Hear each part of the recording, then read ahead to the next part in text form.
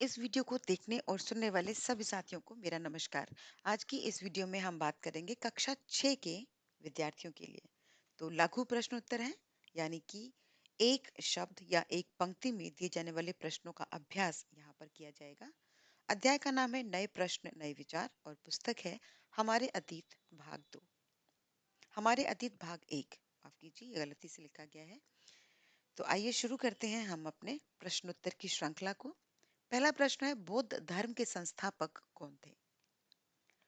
बौद्ध धर्म के संस्थापक सिद्धार्थ या गौतम बुद्ध थे, जिन्हें हम महात्मा बुद्ध के नाम से भी जानते हैं। तो और मेरा एक सभी अपने जो साथी हैं उनसे अनुग्रह है कि जिन्हें भी जरूरत है, स्पेशली जैसे बच्चों को या अध्यापकों को, वो लिख लिख कर इन प्रश्नों का अभ्यास करें, तो शायद हम जो वैकल्पिक विकल्प वाले जो होते हैं ना प्रश्न उत्तर, उनको सही ढंग से कर पाएंगे इसमें, है ना। तो दूसरा प्रश्न है, गौतम बुद्ध कौन थे? गौतम बुद्ध शाक्य गण के क्षत्रिय राजकुमार थे, जिसे हम बाद में, यानी कि जब उन्हें ज्ञान प्राप्त हो गया था, जिन्हें हम महात्मा बुद्ध के नाम से भी जानते थे। तो गौतम बुद्ध कौन है?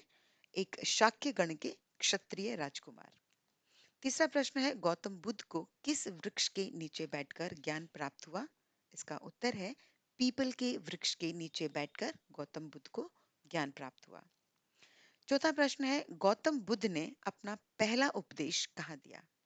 इसका उत्तर है, गौतम बुद्ध ने अपना पहला उपदेश उत्तर प्रदेश के वाराणसी नामक जगह पर सारनाथ नामक स्थान पर दिया। यानी कि पहला उत्तर प्रदेश, अगर उत्तर प्रदेश में एक और चीज पूछिए दैट इज वाराणसी, और वाराणसी में भी सारनाथ नामक जगह पर उन्होंने अपना पहला उपदेश दिया। गौतम बुद्ध की मृत्यु कहाँ पर हुई? इसका उत्तर है, गौतम बुद्ध की मृत्यु उत्तर प्रदेश में ही कुशीनारा नामक स्थान पर हुई थी।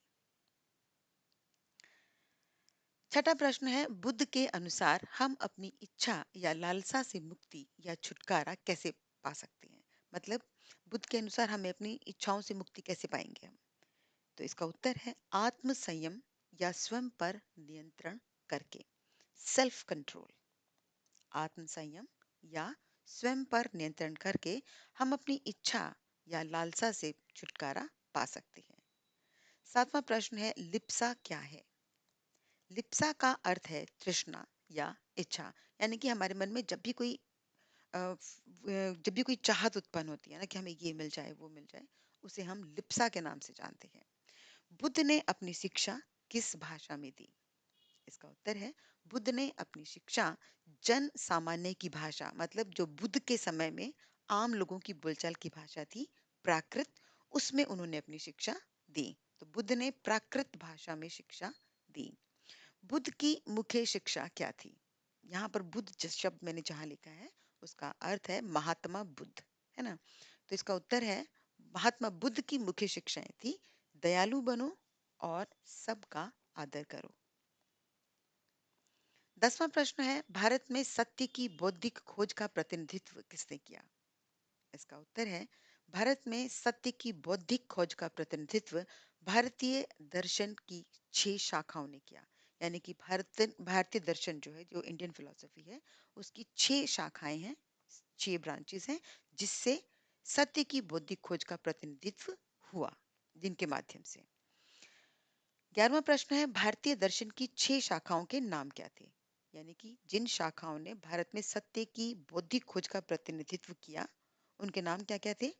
नंबर 1 वैशेषिक, नंबर 2 न्याय, नंबर 3 सांख्य, नंबर 4 योग पूर्व मीमांसा, जिसे हम वेदांत के नाम से जानते हैं, तथा उत्तर मीमांसा।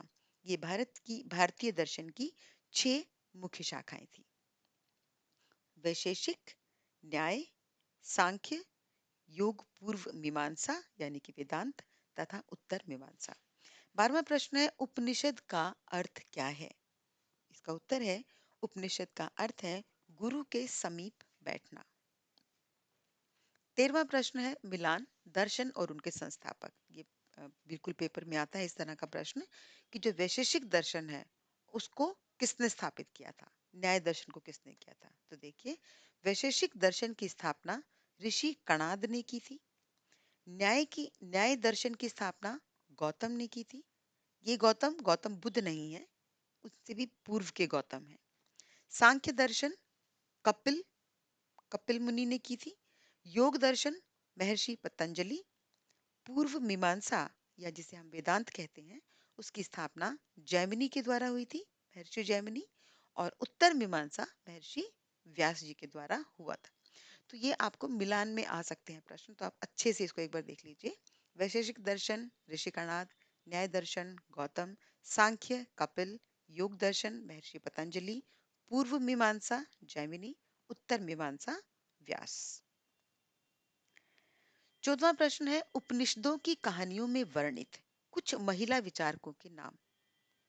तो इसका उत्तर है, जो उपनिषद की कहानियां हम पढ़ते हैं उनमें जो मुख्य महिला विचारक हैं वो हैं गार्गी, अपाला, घोषा, अदिति, मैत्रेयी आदि।